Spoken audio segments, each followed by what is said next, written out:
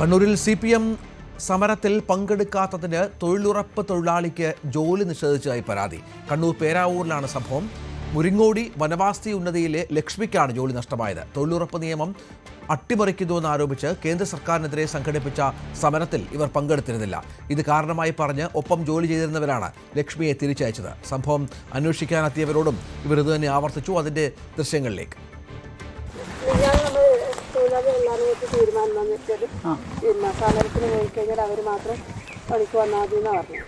അതെ, അതിന്റെ അടിസ്ഥാനത്തിൽ തന്നെ ഇങ്ങോട്ട് അപ്പോൾ അങ്ങനെ നിങ്ങൾക്ക് മേലെ നിർദ്ദേശം കിട്ടിയിരുന്നു? ഇല്ല, ഇവിടെ തൊഴിലാളികൾ എല്ലാവരും കൂടി എടുക്കണം. തൊഴിലാളികൾ ഇത് ഒരു പാർട്ടി രാഷ്ട്രീയപരമായിട്ട് കൊടുക്കുന്ന തൊഴിലുറപ്പല്ലല്ലോ, നമ്മൾ മൊത്തത്തിലുള്ള ആൾക്കാർക്ക് വരുന്നതല്ലേ. നിങ്ങളെങ്ങനെ അങ്ങനെ ഒരു തീരുമാനം എടുക്കുക?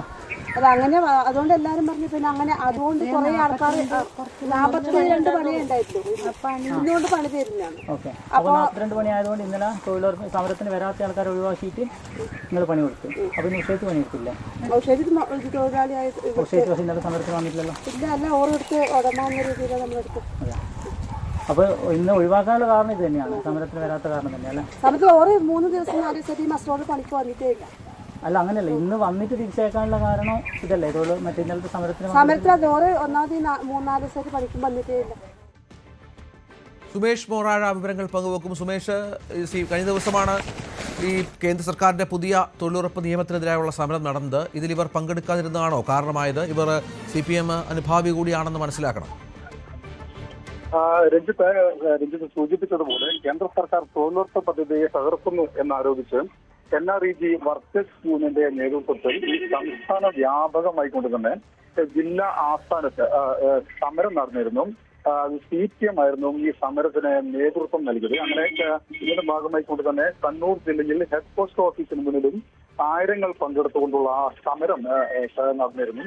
ഈ സമരത്തിൽ ഈ പറഞ്ഞ പോലെ തന്നെ നിർബന്ധമായും പങ്കെടുക്കണം എന്നുള്ള ഒരു നിർദ്ദേശം സ്വാഭാവികമായും ഈ തൊഴിലുറപ്പ് തൊഴിലാളികൾക്ക് ലഭിച്ചിരുന്നു. എന്നാൽ ചില സാങ്കേതിക കാരണങ്ങൾ ചില ആളുകൾ ഈ സമരത്തിന്റെ ഭാഗമായി എത്തിയിട്ടില്ല. അങ്ങനെ എത്താതിരുന്ന ഒരു സ്ത്രീയായിരുന്നു, അതായത് കണ്ണൂർ പേരാവൂരിലെ മുരിങ്ങോടി വനവാസി നദിയിലെ ലക്ഷ്മിക്ക് ഈ ആരോഗ്യ പ്രശ്നം കൊണ്ട് തന്നെ ഈ സമര പരിപാടിയിൽ പങ്കെടുക്കാൻ സാധിച്ചിരുന്നില്ല.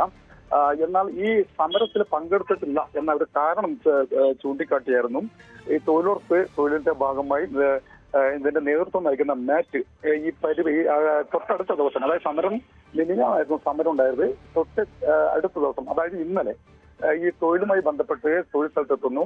എന്നാൽ ഈ സമരത്തിൽ പങ്കെടുക്കാത്തതിനാൽ തൊഴിൽ ഇല്ല എന്ന് പറഞ്ഞുകൊണ്ട് തിരിച്ചയക്കുന്ന ഒരു സംഭവമാണ് ഉണ്ടായിരുന്നത്. ഏതായാലും ഇതുമായി ബന്ധപ്പെട്ടുകൊണ്ട് ഒരു വ്യാപകമായിട്ട് ഒരു പ്രതിഷേധം ഇതിനകം ഉടലെടുത്തിട്ടുണ്ട്. BJP പ്രാദേശികമായ നേതൃത്വം ഈ തൊഴിൽ മേഖലയുമായി ബന്ധപ്പെടുന്ന ആളുകളെ സമീപിക്കുകയും എന്താണ് സംഭവം എന്ന് അന്വേഷിക്കുകയും ചെയ്തു. അതിന്റെ ഭാഗമായി കൊണ്ടുള്ള ഒരു വീഡിയോ ആണ് ഇപ്പോൾ നിലവിൽ പ്രചരിക്കുന്നത്. അതിൽ കൃത്യമായി പറയുന്നു ഈ സമരത്തിൽ പങ്കെടുക്കാത്തതിനാൽ ഈ തൊഴിൽ നിഷേധിച്ചിരിക്കുന്നു എന്നുള്ള കാര്യം തന്നെയാണ്. ഏതായാലും ഇതുമായി ബന്ധപ്പെട്ട് പഞ്ചായത്തിൽ പരാതി നൽകാൻ തീരുമാനിച്ചിരിക്കുകയാണ് ഈ മുരിങ്ങോടി വനവാസി ഉന്നതിയിലെ ലക്ഷ്മി. ശരി, മറ്റൊരു വാർത്തയിലേക്ക്.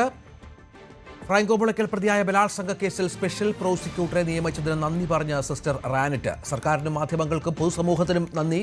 ആവശ്യപ്പെട്ട അഭിഭാഷകനെ തന്നെയാണ് സർക്കാർ അനുവദിച്ചു തന്നതെന്നും സിസ്റ്റർ റാനറ്റ് പറഞ്ഞു.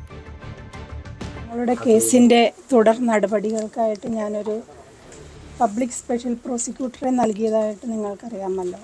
അതിൻ്റെ ഭാഗമായിട്ട് ഇന്നലെ പബ്ലിക് സ്പെഷ്യൽ പ്രോസിക്യൂട്ടറെ സർക്കാർ നൽകി.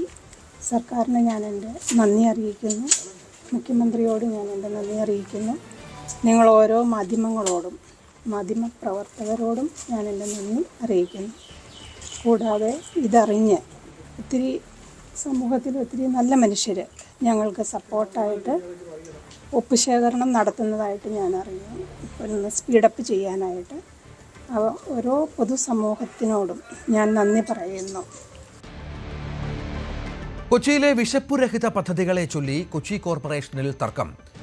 CPM തുടങ്ങിവെച്ച സമൃദ്ധി ക്യാൻറ്റീന് പുറമെ ഇന്ദിരാ ക്യാൻറ്റീനുകൾ തുടങ്ങാനുള്ള പുതിയ UDF ഭരണസമിതിയുടെ പ്രഖ്യാപനമാണ് വിവാദമായിരിക്കുന്നത്. കൊച്ചി കോർപ്പറേഷന്റെ 50 ദിന കർമ്മ പദ്ധതികളുടെ പ്രഖ്യാപനത്തിനൊപ്പമാണ് mayor VK Minimol Indira canteen പ്രഖ്യാപനം നടത്തിയത്. കോർപ്പറേഷന്റെ തന്നെ സമൃദ്ധി ക്യാൻറ്റീനൊപ്പമായിരിക്കും ഇന്ദിരാ ക്യാൻറ്റീനുകൾ ആരംഭിക്കുകയെന്നും മേയർ വ്യക്തമാക്കിയിരുന്നു. സമൃദ്ധിയേറ്റ് കൊച്ചി പ്രവർത്തിക്കുന്ന നോർത്തിലെ പരമാര റോഡിലെയും ഫോർട്ട് കൊച്ചിയിലെയും ക്യാന്റീനുകളോട് ചേർന്ന് ഇന്ദിരാ ക്യാന്റീൻ ആരംഭിക്കുമെന്നായിരുന്നു പ്രഖ്യാപനം. കർണാടകയിലെ സിദ്ധരാമയ്യ സർക്കാരിന്റെ മാതൃകയിൽ നടപ്പിലാക്കുന്ന ഇന്ദിരാ ക്യാന്റീനിൽ വെറും 10 രൂപയ്ക്കാണ് ഭക്ഷണം ലക്ഷ്യമിടുന്നത്. രാവിലെ 10 രൂപയ്ക്ക് 3 ഇഡലിയും ഇതേ നിരക്കിൽ അത്താഴവും നൽകാനാണ് ആലോചന.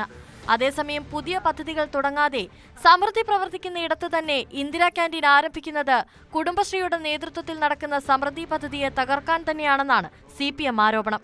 10 രൂപയ്ക്ക് ഭക്ഷണം നൽകുന്നതിനെ സ്വാഗതം ചെയ്യുന്നുണ്ടെങ്കിലും അത് സമൃദ്ധിയുടെ പേരിൽ തന്നെ തുടങ്ങാത്തതിൽ പ്രതിപക്ഷത്തിന് വലിയ പ്രതിഷേധമുണ്ട്. ഇന്ദിരാ ക്യാന്റീൻ തുടങ്ങുന്നതിന്റെ പേരിൽ സമൃദ്ധി പദ്ധതി ഇല്ലാതാക്കരുതെന്നാണ് മുൻ മേയർ അഡ്വക്കേറ്റ് അനിൽകുമാർ പ്രതികരിച്ചത്. ഇന്ദിരാ ക്യാന്റീൻ കൊണ്ടുവരുന്നതിൽ എനിക്ക് അഭിപ്രായ വ്യത്യാസമില്ല. കാരണം അവർ ഏത് പദ്ധതി കൊണ്ടുവരുമ്പോഴും ആ കുടുംബത്തിൽ നിന്ന് ആരുടെയെങ്കിലും ഒരാളുടെ പേര് സ്വാഭാവികമായിട്ട് അവർ അതിനൊപ്പം ഇടും. അത് ഈ വർഷങ്ങളായിട്ട് ഇന്ത്യ മുഴുവനും കാണുന്ന ഒരു കാര്യമാണ്. അതിലൊന്നും നമുക്ക് അഭിപ്രായ വ്യത്യാസമില്ല.